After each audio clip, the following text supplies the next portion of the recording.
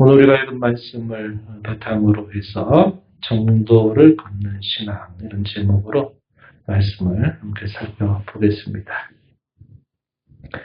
오늘 본문이 주어지게 되는 이 역사적인 상황은 바벨론에 의해서 유다 나라가 세 번째 침공을 받게 되면서 포위를 당하게 되는 그런 상황에 당시 유다 백성들이 취했던 여러 행실에 대한 기록이 소개되고 있습니다.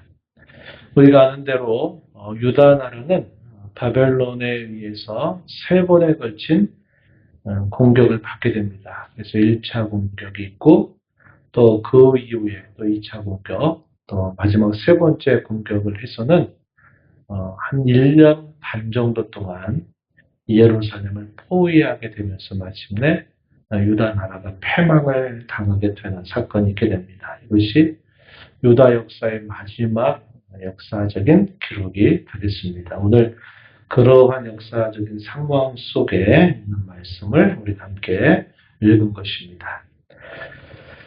바벨론에 의해서 예루살렘을 포위당하게 될 때 어떤 절차들이 있었는가 하는 내용들을 우리가 좀 살펴볼 수 있는 표현은 34장 7절 말씀을 통해서 어떻게 예루살렘으로 바벨론이 압박해 왔는가 하는 것을 우리가 읽을 수 있겠는데요. 34장 7절에 보면 바벨론의 왕의 군대가 예루살렘과 유다에 남은 모든 성읍들을 쳤다 이렇게 말합니다. 예루살렘과 유다에 남아있는 성읍, 그 성읍의 이름이 라기스와 아세가라고 하는 성읍으로 구체적으로 알려줍니다. 이 라기스와 아세가는 여러분들이 받은 그 교환에 표현된 것처럼 예를 들어 이 라기스 같은 경우에는 예루살렘을 중심으로 해서 남서쪽으로 약 40에서 45km 정도 떨어져 있는 요새에 해당이 되고요. 아세가라고 하는 이곳은 예루살렘으로부터 약 25km, 30km 정도 떨어져 있는 위치에 있었던 요새입니다. 그래서 당시 바벨론의 군사들이 해발 한 700, 800m 되는 이 예루살렘을 이렇게 공격해 올 때 어떻게 해왔느냐 하니까 먼저 예루살렘의 중심으로 해서 남서쪽에 있었던 라기스라고 하는 이 요새를 포위하고 또 거기로부터 예루살렘 중간 정도에 있게 되는 아세가라고 하는 요새를 역시 포위를 하게 됩니다. 그리고 마침내 당시의 수도였던 이 예루살렘을 포위하게 되는 겁니다. 그래서 이것이 흐르는 시간 속에서 하나씩 이 요새들이 하나씩 함락을 당하게 되면서 마지막에는 이 예루살렘만이 남게 됩니다. 그래서 이 포위가 된 때로부터 예루살렘이 완전히 무너져 내리고 성전이 불타게 되는 그 시간까지는 18개월, 우리 시간으로 말하면 1년 반 정도 동안을 포위를 당하게 된다는 겁니다. 이것이 바로 이 바벨론의 제3차 공격에 해당되는 그런 상황이에요. 바로 그런 상황 속에 하나님께서는 당시 백성들에게 선지자 예레미야를 두시고 당시의 마지막 유다의 왕이 누구냐 하니까 시드기야라고 하는 이 왕입니다. 이 시드기야는 자기 스스로 왕이 된 게 아니었어요. 당시에 바벨론 나라가 힘을 행사하면서 이 바벨론 나라가 유다의 왕으로 세웠던 바로 왕이 이 시드기야였습니다. 그래서 이 시드기야 왕이 있었고 당시에 유다 사람들이 그곳에 있었다는 것을 우리가 보게 됩니다. 그때에 바로 그런 상황들 속에 있을 때 당시의 유다 왕이었던 시드기야에게 예레미야를 통해서 임했던 말씀의 내용은 예레미야서 34장 2절로부터 5절에 이게 표현되어 있습니다. 직접적인 인용으로 표현이 되어 있는데요. 이 내용을 요약하면 어떤 말이냐. 결국은 유다 나라가 결국은 패망을 당하게 된다는 겁니다. 이 성읍이 바벨론에 의해서 다 불타게 될 것이고 또 바벨론으로 다 옮겨가게 되리라 하는 그런 말씀을 듣게 됩니다. 반면에 이 시드기야는 이 포로가 돼서 처참하게 죽음을 맞는 것이 아니라 포로로 끌려가서 평안하게 죽음을 당하게 되리라 하는 그런 말씀을 듣게 된 것입니다. 그리고 난 다음에 바로 그렇게 포위되어 있는 그런 상태에서 어떤 일이 있었느냐 하는 것이 이제 오늘 우리가 읽은 34장 8절 이하로부터 있었던 기록입니다. 기록된 내용이 되겠어요. 그래서 먼저 우리가 확인해야 될 것은 뭐냐면 이 34장 1절부터 7절까지의 내용과 또 이 8절부터 쭉 이어지는 이 내용들은 바로바로 연결된 그런 역사적인 흐름은 아니에요.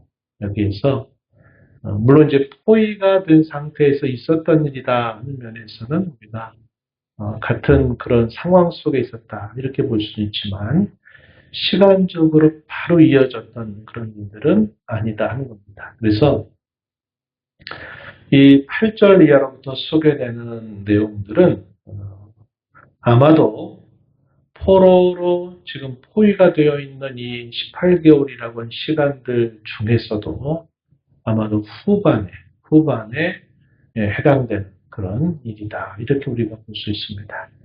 어떤 일이 있었느냐 했는데 당시 좀 놀라운 일이 일어났어요. 그게 뭐냐면 당시에 이 시리기아 왕과 더불어서 당시의 신하들과 백성의 관원들 그리고 모든 사람들이 계약을 체결해요. 언약을 세웁니다. 그 언약의 내용은 강요해서 세웠던 언약이 아니었어요. 그 언약은 그들이 함께 서로 마음을 같이 해서 하나님 앞에 세웠던 언약의 내용입니다.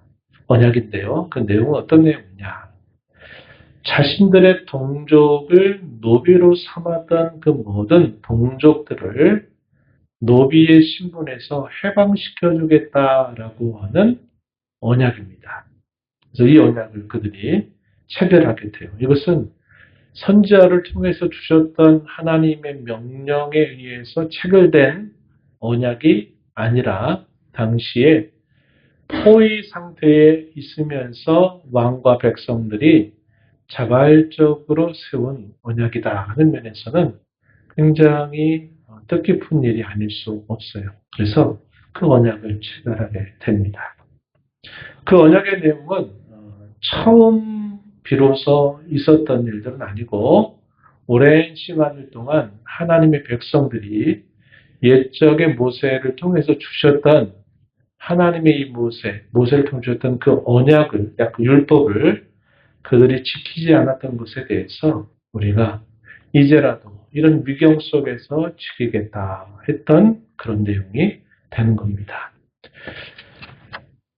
34장 14절 말씀을 한번 참고할 수 있는데요. 한번 거기 가서 보세요. 14절로 가면 너희 형제 히브리 사람이 내게 팔려왔거든 너희는 7년 되는 해 그를 놓아줄 것이니라. 이것이 당시 모세를 통해서 하나님 백성들에게 주셨던 이 면제년에 대한 규례였습니다.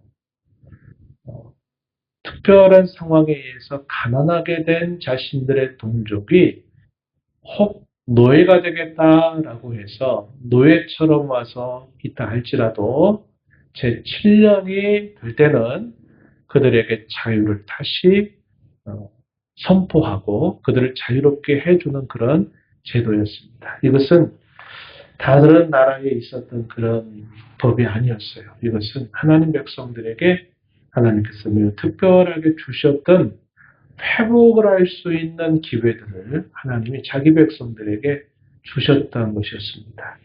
그런데 이러한 규례를 오랫동안 지켜오지 않다가 위경 가운데서 이런 것을 지키겠다고 자발적으로 언약을 세운 것입니다. 그래서 이 언약에 따라서 어떻게 했느냐. 그 언약에 따라 그들이 자신들 집안에 있는 모든 노비가 된 자신들의 동족들을 해방시켜 줍니다. 이제 자유하다 이렇게 말하면서 그들을 놓아주게 된 겁니다. 놓아주게 됐어요. 그래서 그 언약을 따라 잘 이행했습니다. 그런데 시간이 조금 흐르니까 어떻게 했냐면 그들의 마음이 다시 바뀌어 버렸습니다. 어떻게 바뀌었느냐? 놓아놓고 보니까 이게 안 되겠다 싶었던 겁니다. 그래가지고 놓아줬던 그 자신들의 동족을 다시 붙잡아가지고 그러다가 자신들의 노예로 삼는 일이 생기게 된 겁니다.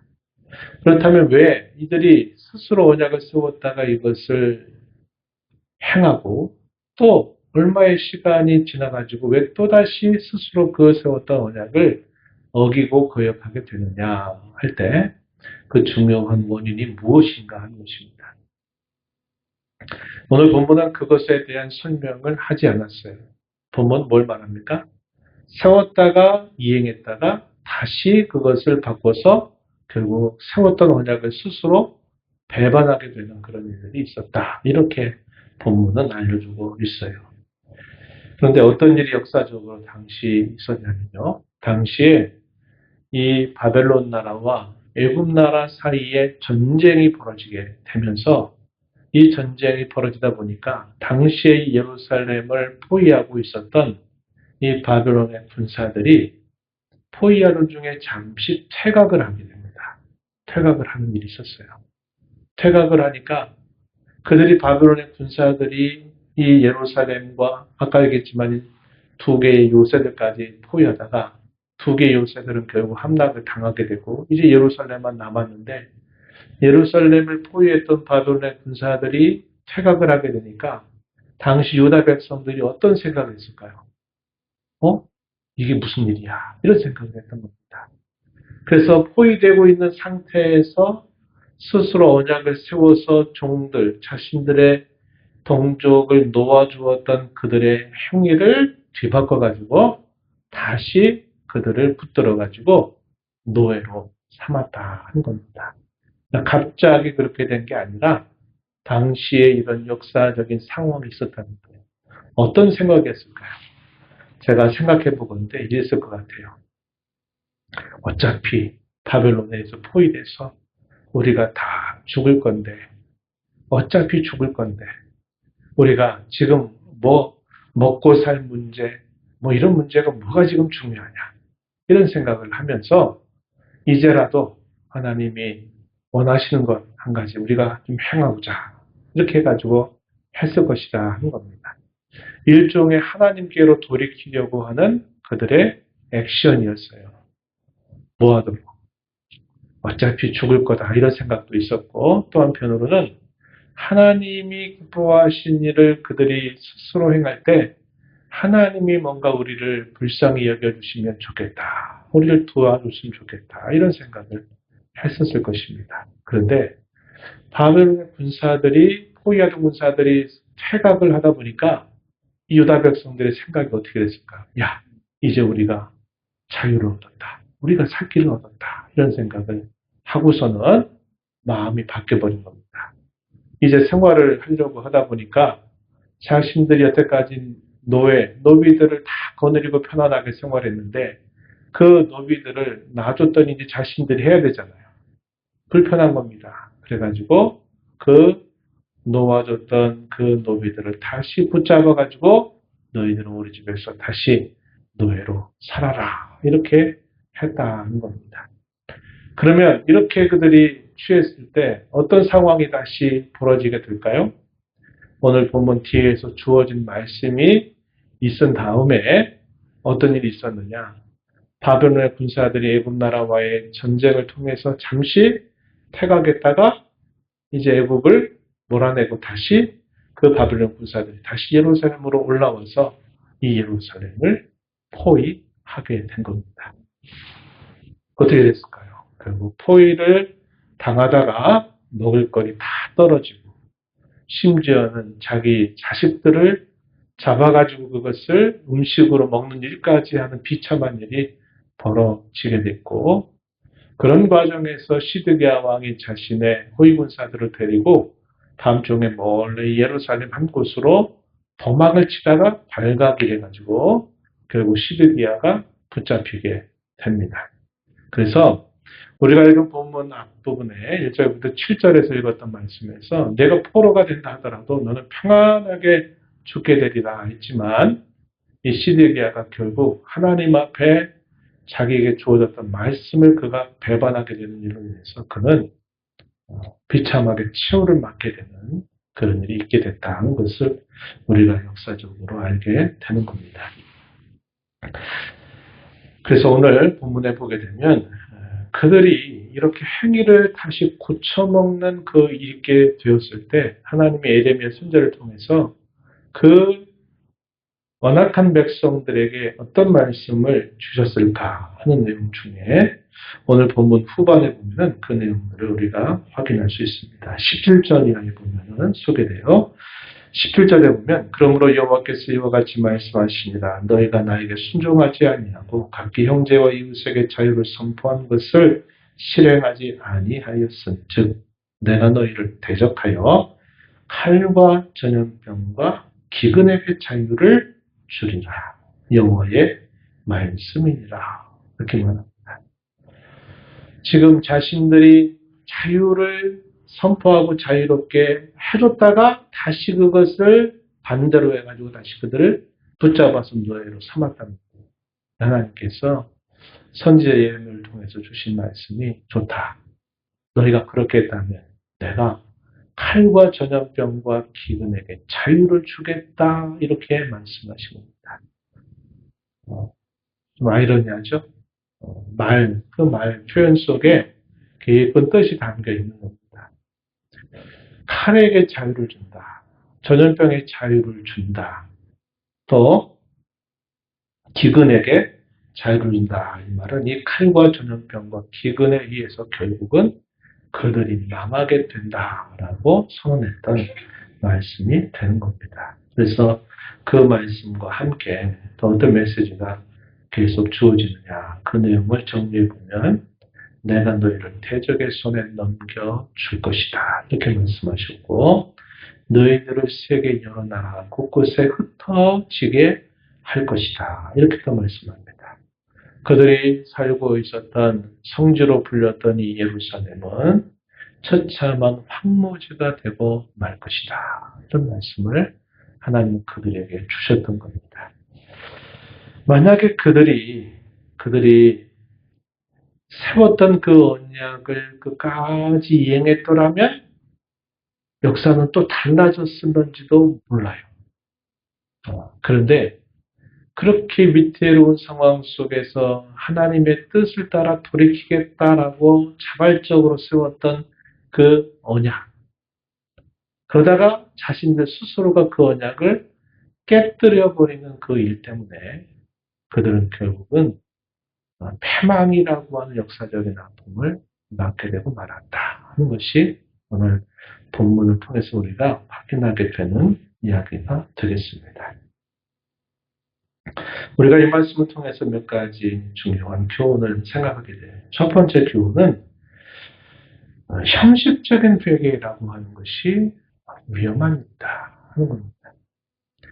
그들이 하나님이 말씀에서 말씀대로 한 것이 아니라 자신들이 우리가 어차피 이렇게 될 거 우리가 하나님의 뜻대로 한번 해보자 그래 놓고 그렇게 해서 그들이 언약을 세우고 그 언약을 지켰습니다. 거기까지 하고 그걸 계속 유지해서 따라면 얼마나 좋았겠어요. 그것은 자신들이 이제껏 살아왔던 삶을 우리가 하나님께로 돌이키자는 것에 대한 하나의 구체적인 행위였어요. 우리가 이걸 뭐라고 하냐면 이걸 회개라고 하는 거예요. 회개라고 하는 말의 의미는 우리가 가던 그 걸음으로부터 돌아서는 것을 우리가 회개라고 말해요. 그래서 당시 유다 백성들이 그렇게 했던 것 자체는 나쁜 것이 아니었어요. 굉장히 좋은 것이었습니다. 좋은 것이었어요. 그런데 상황이 조금 바뀌게 된 거죠. 바로 코앞에 닥쳤던 상황만 보니까 포위하고 있었던 바벨론의 군사들이 딱 물러서니까 야 이거 웬걸? 그래가지고 그들이 뭘 했냐면 자신들이 세웠던 그 언약을 스스로 배반하고 깨뜨려버리는 일이 있었다는 거죠. 그러니까 결국 그것이 뭘 보여주느냐. 이들이 하나님 앞에 돌이키겠다고 했던 그 행위가 정말 하나님 앞에 돌이키고자 하는 중심으로부터 한 것이 아니었구나. 이것을 보여줍니다. 그래서 결국 이런 해석이 어떤 의미냐? 형식적인 회개였다 하는 겁니다. 우리가 어떤 위기를 만나게 될 때 우리가 안 하던 어떤 일들을 기획할 수 있어요. 기도를 거의 안 하던 분이 기도를 하기 시작하고 하나님 말씀을 읽지도 않고 먼지를 툭툭 털어서 주일날만 되면 그 먼지 털고 가져왔던 성경을 어려운 일 당했을 때 막 읽으면서 내가 믿음대로 해보겠다. 그런 결심을 합니다. 예배당에 어쩌다 한번 오던 사람이 이제는 예배당에 말하지 않아도 와서 예배당에 와서 이렇게 하는 모습을 볼 수 있어요. 그것들이 예전과 다른 어떤 삶의 행실을 보이는 그런 좋은 모습으로 당연히 보여지죠.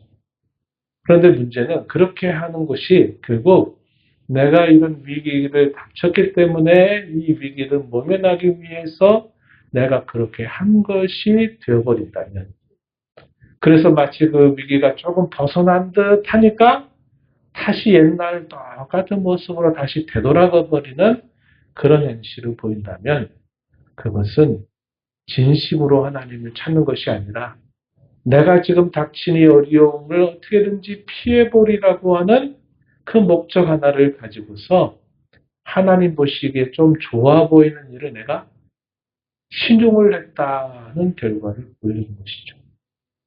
이것은 바람직하지 않다는 겁니다.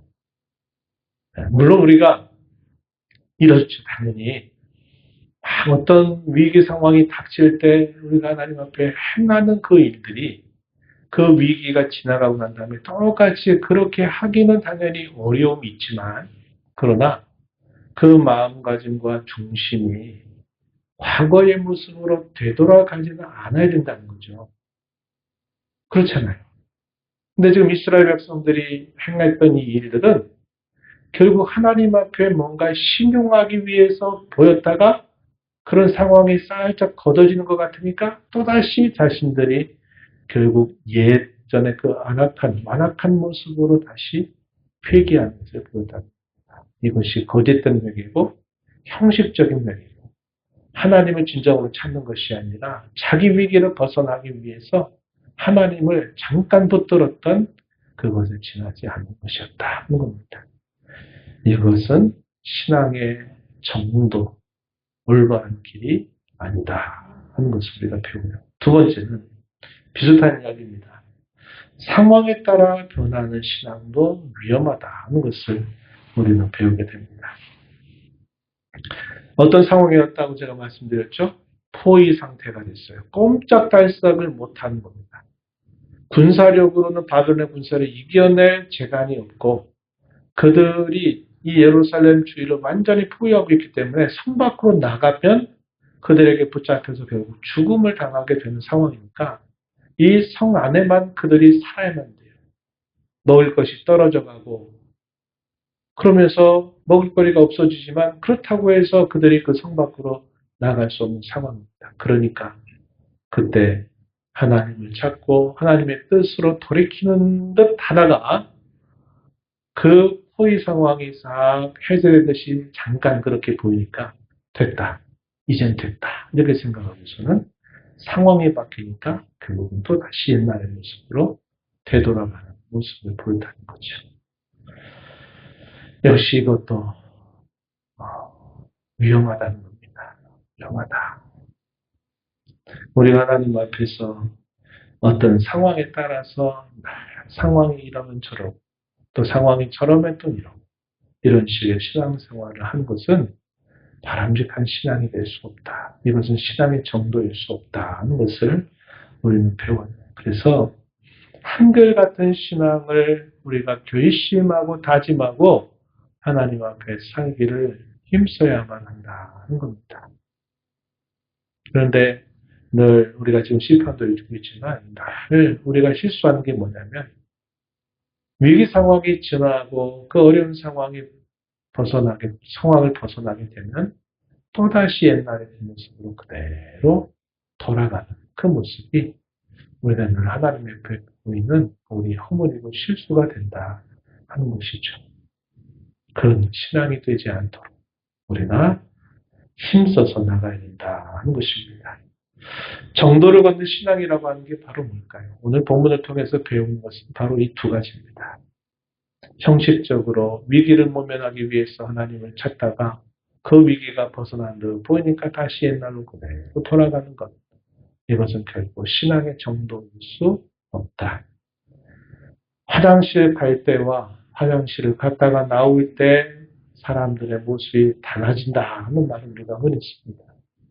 위기 때 하나님을 찾는 것과 그 위기 상황이 벗어났을 때 하나님을 찾는 그것이 달라서는 안 된다. 우리 신앙의 걸음은 한결같도록 해야 된다. 주께서 우리에게 신실하신 것처럼 우리도 그분 앞에 신실한 자로 신앙의 걸음을 걸어가기를 다짐하고 힘써 나가는 것이 바로 신앙의 정도다 하는 것을 우리가 오늘 배우게 됩니다.